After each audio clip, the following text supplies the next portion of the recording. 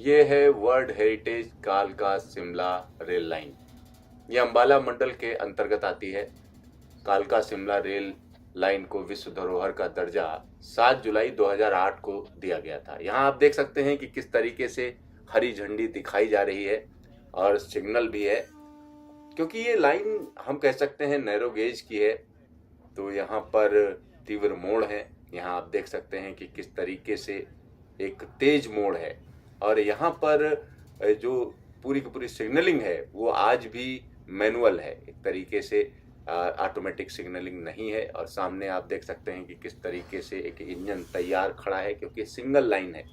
तो जब कोई गाड़ी आती है तो दूसरी गाड़ी को अगले स्टेशन पर ठहरना होता है। तो यहाँ आप देख सकते हैं गाड़ी रुकी हुई है, और जब ये गाड़ी जो शिमला की तरफ जा रही है ये रास्ता क्लियर करेगी, तब उसके बाद ही ये यहाँ पर आप देख सकते हैं कुमारहट्टी डगसाई रेलवे स्टेशन, यहाँ से हम निकल रहे हैं। और जो दूसरे यात्री हैं उनको आप देख सकते हैं किस तरीके से आराम से बैठे हुए हैं। तो यहाँ पर इस इलाके में बहुत से गांव ऐसे हैं जो ऊंचाई पर हैं, जहाँ पर आवाजाही का साधन कुल मिलाकर यही रेलगाड़ी है। तो अपने आप में खास है ये रेलगाड़ी। और ये जो नैरो गेज रेल लाइन के रूप में इसको गिनीज बुक में दर्ज किया गया है। और 103 जब ये बनाई गई थी तब इसमें 103 सुरंगें थीं, लेकिन अब सिर्फ 102 सुरंगें रह गई हैं, और इसमें 800 पुल हैं। यानी इस पूरी रेलवे लाइन में कालका से शिमला के बीच में अगर हम बात करते हैं तो सिर्फ अब जो है 800 पुल है। और कहीं ना कहीं एक बड़ी उपलब्धि कही जा सकती है, क्योंकि जब ये रेलवे लाइन बनाई गई थी तो इसको पहल 9 नवंबर 1903 में खोला गया था। यानी आप समझ सकते हैं कि इस रेलवे लाइन को ही 100 साल से ज़्यादा हो गए। यानी 9 नवंबर 1903 से ये लाइन अनवरत लगातार इसी तरीके से चलती रही है। यहाँ पर आप देख सकते हैं कि ये गाड़ी रुकी हुई है, क्योंकि क्लियरेंस मिलेगा उसके बाद ही ये आगे जाएगी। तो यहाँ पर सामने जैसे ही ये रेलगाड़ी चलती है उसके बाद तुरंत अगली जो है सुरंग आ जाती है। हमेशा यही होता है, एक सुरंग आती है तो दूसरी सुरंग इंतजार कर रही होती है। 30 नंबर की सुरंग है जो सामने है, और यहाँ पर आप देख सकते हैं कि किस तरीके से ये रेलगाड़ी धीरे धीरे जा रही है 30 नंबर सुरंग में।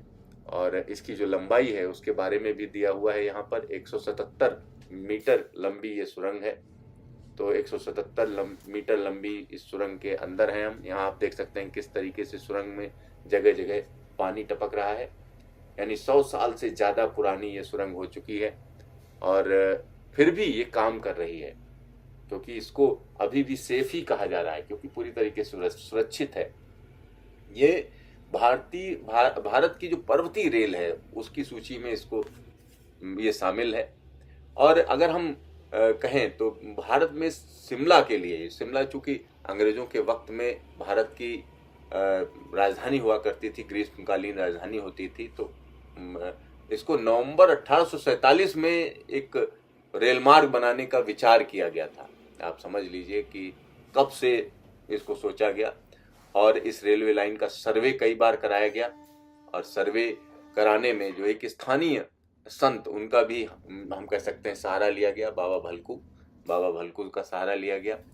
उन्होंने इस ट्रैक के बिछाने में जो ब्रिटिश इंजीनियर्स थे उनकी मदद की। और ये देखिए 31 नंबर की सुरंग, एक छोटी सी सुरंग है।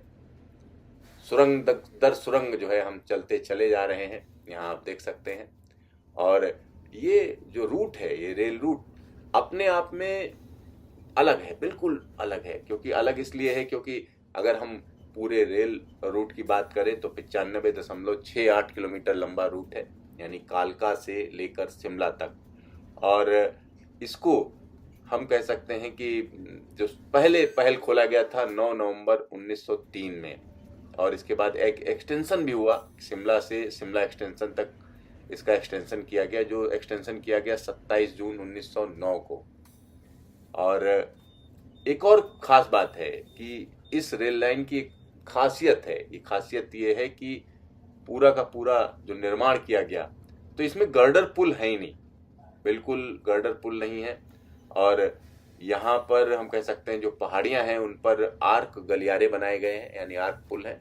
तो कहीं ना कहीं एक डिफरेंट टाइप का लुक एंड फील आता है। यहाँ आप देख सकते हैं कि ये शिवालिक की पहाड़ियाँ हैं और इन शिवालिक की पहाड़ियों से ये रेलवे लाइन होकर गुजरती है। ये देखिए, आप जब इसमें सफ़र करते हैं तो आपको निश्चित तौर पर अलग अलग तरीके के विचार आते हैं, ख्याल आते हैं, और बीच बीच में आप ट्रेन को भी देख सकते हैं, क्योंकि ट्रेन घूमती है, उमड़ती उमड़ती है, कहीं ना कहीं नागन की तरह बल खाती हुई ये चलती है। जैसे नागिन चलती है उस तरीके का हम कह सकते हैं आपको फील आता है। ये देखिए, सामने आराम से चलिए, क्योंकि इस रेलवे लाइन की खासियत यही है, क्योंकि ये ऊंचाइयों से होकर जाती है, नैरो गेज है, तो कहीं ना कहीं ये इसकी स्पीड काफ़ी कम रहती है, यानी 20 से 25 किलोमीटर प्रति घंटे की रफ्तार रहती है।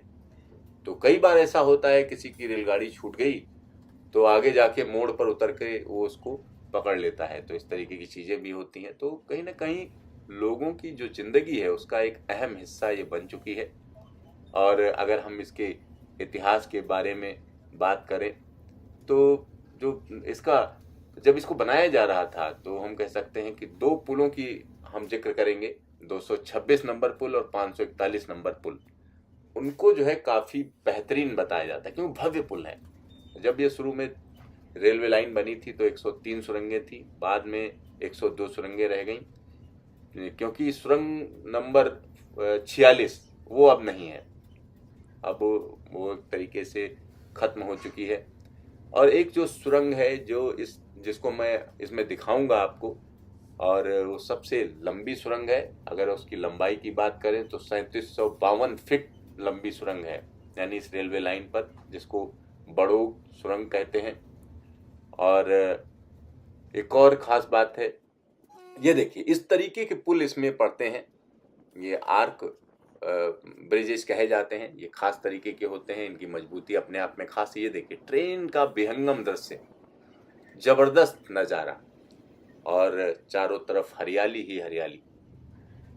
और जब इसका निर्माण किया गया तो हम कह सकते हैं कि जो जिस कंपनी ने बनाया था उस कंपनी का नाम था दिल्ली अंबाला रेल कंपनी, जिसने इसको बनाया। लेकिन हम कह सकते हैं कि रेल सेक्शन के अनुरक्षण पर लागत बहुत आ गई, तो जो कंपनी थी वो खुद ही दिक्कत में फंस गई। और उसके बाद हम कह सकते हैं कि इस लाइन को खरीद लिया गया। और जब इस लाइन को खरीद लिया गया यानी एक तरीके से अंग्रेज उस समय हुआ करते थे, तो उन्होंने खरीदा इसे और स्वतंत्र यूनिट के तौर पर इसे चलाया गया, और इसको शामिल कर दिया गया NWR लाहौर से, ये जो है एक तरीके से चलती थी। बाद में कालका शिमला रेलवे लाइन का प्रबंधन जुलाई 1987 से जो दिल्ली डिवीज़न है उसके अंतर्गत कर दिया गया, और बाद में उसे अंबाला छावनी के अंतर्गत किया गया। तो एक लंबी कहानी है। और कालका शिमला रेलवे लाइन पर पहले स्टीम इंजन चला करते थे, और जो स्टीम इंजन खरीदे गए थे, जो पहल 2 इंजन खरीदे गए थे, वो कंपनी हम कह सकते हैं Sharp Stewart and Company Limited of Glasgow, यानी ये इंग्लैंड से आए हुए इंजन हुआ करते थे। अब जो है यहाँ पर हम कह सकते हैं भारतीय इंजन चलते हैं। रेलवे लाइन ये हेरिटेज रेलवे लाइन है, यूनेस्को हेरिटेज रेलवे लाइन है। अब आपको हम सबसे लंबी सुरंग के अंदर, यानी इस सेक्शन पर, यानी कालका शिमला का जो सेक्शन है, इसमें जो सबसे लंबी सुरंग है, और इसकी एक खास कहानी है, क्योंकि इसका जब निर्माण किया जा रहा था तो इसके लिए जो कर्नल बड़ोग को जिम्मेदारी दी गई थी। ये देखिए यहाँ बोर्ड भी लगा हुआ है, और 33 नंबर की सुरंग है, 33 नंबर की सुरंग है। ये 3752 फीट लंबी सुरंग है। दूर तक आप देखिए एक लंबी सुरंग के अंदर किस तरीके का फील आता है, और काफ़ी मजबूत है ये, क्योंकि इसको 100 साल से ज़्यादा हो चुके हैं, लेकिन अभी भी ये काम कर रही है, कारगर तरीके से काम कर रही है।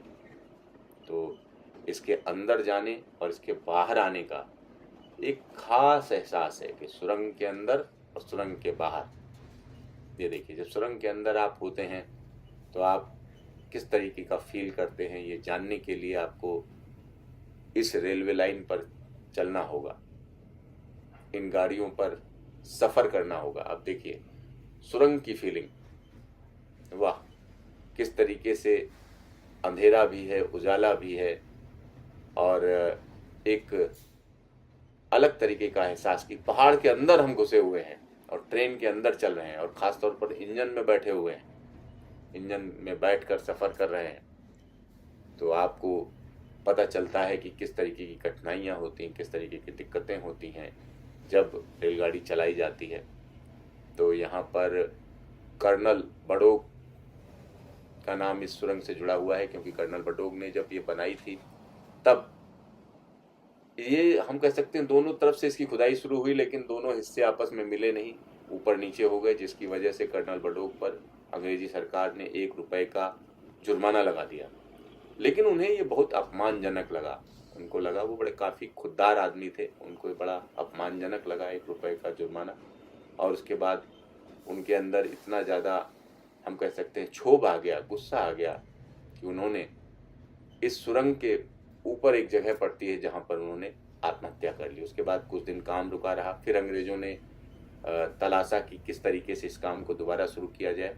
तो बाबा भलकू से एक तरीके से उन्होंने राय ली। एक संत किस्म के आदमी हुआ करते थे जो पहाड़ों के चप्पे चप्पे से वाकिफ थे। तो उन्होंने कहा नहीं, ये जो सुरंग खोदी जा रही थी वो गलत जगह पर खोदी जा रही थी, इसका अलाइनमेंट ये होना चाहिए। तो बाबा भलकू की मदद से, उनके पास कहा जाता है एक छड़ी हुआ करती थी, खास छड़ी, जिससे वो बताया करते थे कि किधर से रास्ता ले जाया जाए।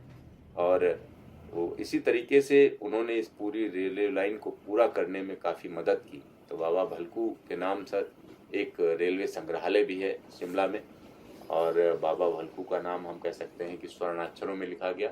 और अंग्रेजों ने इस चीज़ को अंग्रेजी गजट में भी लिखा, भलकू माय फ्रेंड, यानी भलकू के वो दोस्त के तौर पर मानते थे।